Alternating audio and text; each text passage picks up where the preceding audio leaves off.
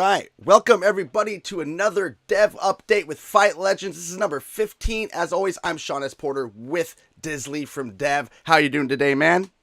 Yeah, awesome. How about you, mate? I'm doing great as always. We've got lots of more technical stuff lately, but we're going to lead off with some Nix updates, and we got a little bit of a visual here. We're blocking out animations. That's in progress. We're getting up a lot of time taken up with some things in the past, like trailers and whatnot, but we're finally getting Mhm. somewhere with this, and we're seeing some cool Yep. new like things are lighting up. So tell us what we're seeing on this video as we take a look. Yep. So basically, in this one, we're working on adjusting the frame advantage and visualizing it in the editor for easier debugging and testing. So that basically means that when a player pushes an input and then you've got a wind up frame, you've got the active frames where the hitbox occurs, and then you've got a recovery frame. Now, when that move actually makes contact, then you've got a certain amount of recovery that the other opponent has to go through, and that is determined by the frame advantage of the attack, if that's kind of the method you're going with. This basically means that certain attacks leave you either minus on frame recovery, so it means you recover after your opponent does, or it leaves you plus on recovery, which means that you're a couple of frames ahead of them, and then you can input your next attack. So depending on the next attack's amount of frames that is, that it can basically stop the opponent from being able to block or to basically have the ability to recover. And it's just basically a lot to do with the combat mechanics of it. Interesting. And so we're basically just trying to visualize it as best as we can, and actually build it into the editor, so that then we can sort of have do rapid prototyping and have like a really solid feel of like what kind of the sort of frame advantage we want the characters to have and the balancing behind them. Right. Interesting. Well, that's cool. Being a combat sports athlete, I'm like, one of the best IRL frame advantages has got to be Anderson Silver, man. He was some of those fights he was up, against Forrest Griffin. He had at least a 4 or 5 rate, frame advantage there. I was gonna say he could throw in a full taunt in between his attacks. Yeah, exactly right. Yeah, that's exactly. Boom, shake a little bit. Yeah, go back in. Yeah, absolutely. Yeah, you see, Nick's got a little bit of that, right? She's doing the little wind up with the backhand, as she throws, and it's awesome to see some of those things we've been talking about development concept wise being played out here. So this is very cool, and looking forward to see a lot of this. Now, these visuals, as far as the frame advantages go, is that something that will be final game, or is that part of the development process? So basically, it's part of the development process, but also it's good to be able to visualize it with the players in training mode. So we're gonna obviously shape it up and make it like nicer visually, and then that'll be a part of like an option that you can turn on, toggle on in training, so that you can kind of test out different abilities and have also the opponent react the way that you want them to. That's very kind of standard in a lot of fighting games, and we kind of want to include that as well. Awesome, cool. All right. Well, beyond that, we've got some more technical stuff here. You mentioned to me a lot more of project management, high level decisions on that side of things. Are we going any further, or are we changing directions with like where we're going art direction, or are we still just kind of looking for the right fit there? Mm-hmm. So yeah, in terms of when it comes to our art director, we're basically running through interviews and process and back and forth between to see just basically somebody who also is in sort of feels like they're passionate about the project the way we are. They're sort of aligned with like how the project will move forward, because you really want them to be on board with it's a very big part of how the whole project will end up looking. So right. You want to make sure that you're both on the same page. Yeah, and in terms of the like sort of project management side of things, I mean, it's in out of all the things that I'm doing, obviously it's the sort of like quote unquote the least fun. It's a lot of like spreadsheets and data. Sure. So although like I'm a programmer, I don't mind getting into data and stuff. Yeah, but yeah. It's more of like an accountant side of things, and it's sort of like and estimating all sorts of things based on you've got to work through so many layers to sort of get an accurate picture of what's going on. Sure. So it's not the most fun thing, but it's definitely something you have to do.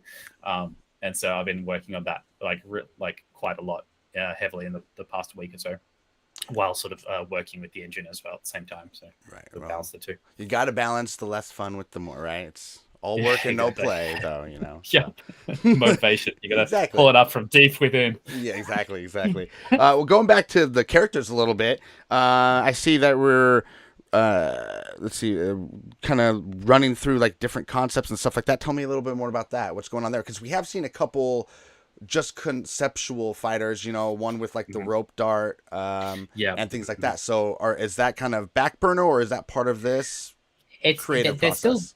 it's all part of the creative process. Mm-hmm. It is something that we will continue with, most likely. But it probably will adapt and become something more. Mm-hmm. Basically, you go through the process of creating all these different ideas and then putting them on paper and seeing if they work, seeing what sort of direction you want to push them.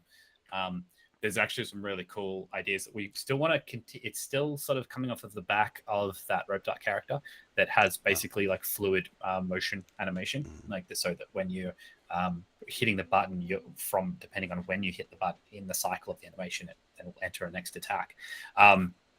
It's sort of like easy to play and look cool, hard to master because of the timing.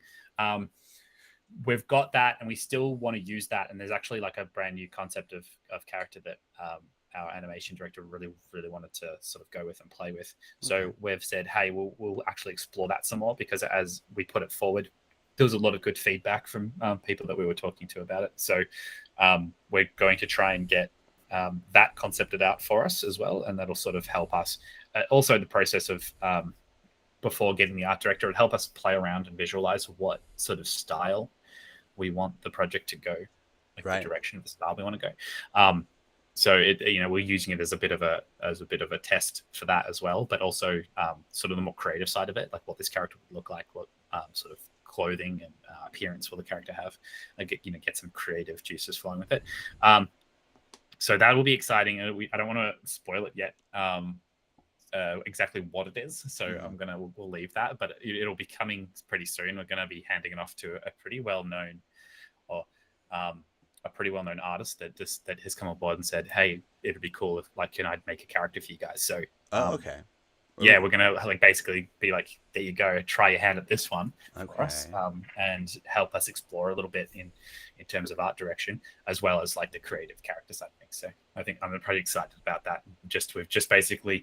We're just starting to get all the sort of reference materials and things like that ready, mood boarding, like all that that goes through the creative process, and we're Okay. getting that all ready to Fun. package to send it to them and let them have a crack at it. Nice. I think everyone already has like, well, I know I certainly do have like a preconceived notion of what that style will be, especially as Mm-hmm. we bring people on and I'm starting to like watch stories about their old games that they've worked on. And I'm like, oh, I Yeah, like that part. That's cool. yeah, So I just can't wait to see what comes out at the other end after all these minds yeah, come man. together. It's gonna be so cool. That is the exciting part. All right. Well, I also see here we got it says technical artist is making progress with implementing our environments into the engine. Tell us a little Yep. bit more about that because we'd love, we can't wait until we see Mhm. more of those stages in the demo. Yeah. So right now as well, it's a difficult sort of place to be when you don't have your art director, and then you're trying to basically implement things into the game. It's sort of like you got to make sure that we want everything to look as the best as we can as we move through development, but Right. it's also kind of getting the technical artists to sort of get their head around like what is the pipeline and workflow that we're going to be setting up within the company. So it's a good chance for them to work through that. And so we've got them working on basically the dojo. Actually, Okay. I've got like the dojo that you're seeing in all of the little footage clips and On the debug stuff that trailer we're and doing. stuff. Yeah, Okay. that's all using directly from the concept art rather than an optimized version. So Right. it would probably suck on lower end machines to try and run that because it's unoptimized. The light mapping and the way that you bake the lighting into the scene Mm-hmm. actually is really heavily dependent on the way that the meshes are and what they call the UV maps, which is sort of the way that it calculates the direction of the light and how it works in the scene. So it hopefully will look even better than it currently does, because that's sort of like a non-artistic, a non-technical artist implementation of it Right. that you're seeing there. And then once we do have our artist work through and really try to increase the quality of that, it's going to really start to show. And then our other stages as well. We're going to go through and do sort of like a version 1 of implementing like as many of the stages as we can in the time frame that we've got, leading up to eventually getting an artist on board that can then go through and give us a big style guide. It's like, okay, well, this is the direction we want to go. Now we need to tweak it all to look this way. But most of the optimization won't change. I think most of the optimization of the meshes will probably stay the same, because it'll be more like the sort of shaders that you're putting on it that change the way that it looks moving forward with the sort of art direction style. Awesome. Okay. Well, I think that's all we've got as far as updates go. Some actually, things that creatively are very exciting, right? And so we're going to have a lot more visually to show as we move forward here. Also, do we have any updates like launcher-wise, right? I know people, and by people I mean myself, are very excited to get in there and check it out. Anything? Yeah, we do have some updates there? on it. Okay. So basically, there's a few things that we were working through with internal testing to make sure that because it's such an involved process, if you just keep going through a process in the same way, you're not going to find the bugs that are occurring. Sure. If user happens to do this particular thing that you unexpectedly didn't sort of think about. So it was basically just like the updating itself. We were trying to make sure that was working, really smoothly, because I implemented the the feature to be able to pause and like resume the download. And just the way that it handles the versions as well. Like, we wanted the ability to be able to basically recall a version if we needed to. So it would basically like be able to downgrade by us just telling basically the launcher. Yeah, because if we push something and something's not working, we're like, no, that's not, we don't want that. And there's a few other bits and pieces, but predominantly I believe that we've caught most of them now. So we were just doing a final testing of like following through the entire process, from basically going onto the website, account creation, making sure the account recovery works if people need to reset their passwords, right?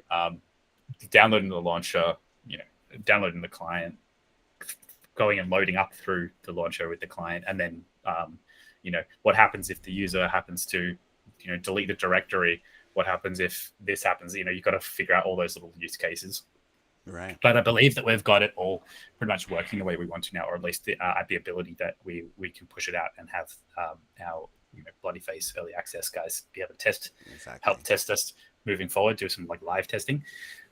So that should be available, I want to say, next week. I don't want to really delay it any further. So, and I believe that we've got everything. We've tested as much as we can test in an internal environment without having a bigger testing team, which we will obviously be getting as we move forward. But that will take time to set up. All right. Well, very cool. Well, we've got all sorts of good things that are cooking. We're going to have a lot more for you next week. Of course, as always, everyone should like and subscribe to this video. Follow us on Twitter and wherever else you're checking us out at. And then also make sure, you're checking out on Twitter. We've got a Hunadui NFT drop, a special little drop going on with them in partnership. That's really cool. We've got a sneak peek going out there tonight for that. And they have a Spaces tomorrow. So make sure you all check that. And make sure you're all following us, or make sure you're all tuning in every Thursday night for a new dev update every week with me, Sean S. Porter, and our dev update or correspondent, Dizzley, let's say. And we'll see you guys next time. Thank you everyone for tuning in. Have a good night and a great weekend. Thanks, guys.